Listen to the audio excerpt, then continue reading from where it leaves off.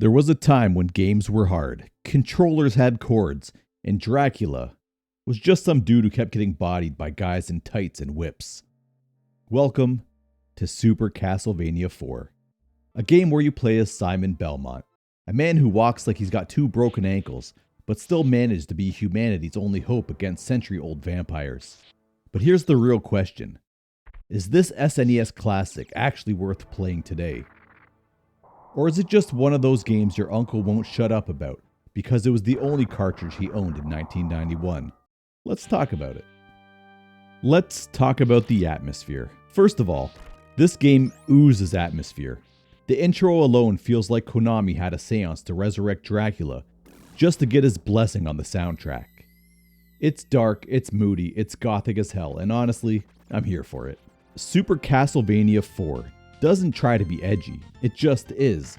It's like the game walked into a hot topic and said, I built this mother.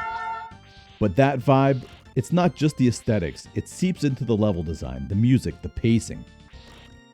And here's where things get interesting. Simon Belmont controls like a brick with legs.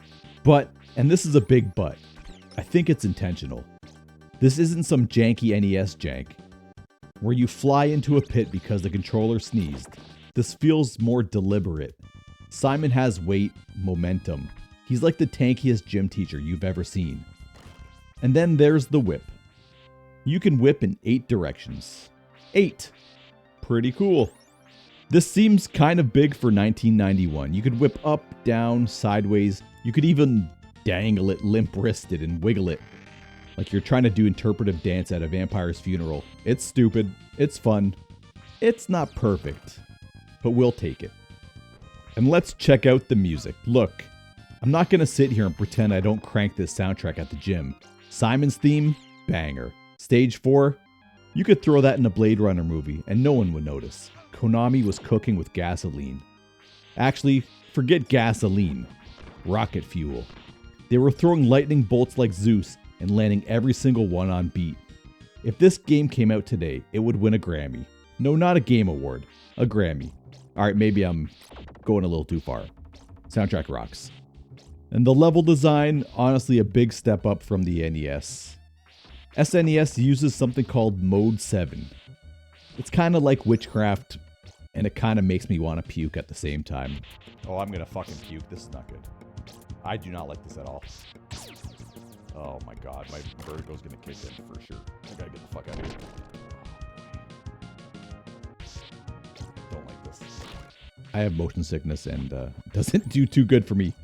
So if you don't know what Mode 7 is, it's a graphics mode on the Super Nintendo that allows a background layer to be rotated and scaled on a scanline by scanline basis to create many different depth effects. It also supports wrapping effects and translation and reflection. But it also has collapsing bridges, upside down caverns, and one level that looks like it was designed by a guy having a panic attack.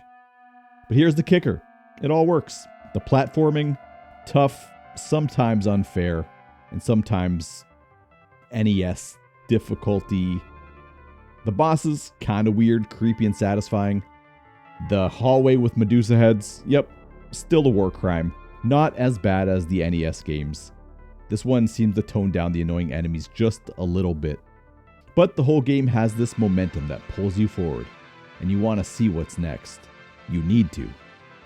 So, is it worth playing today? Here's the deal.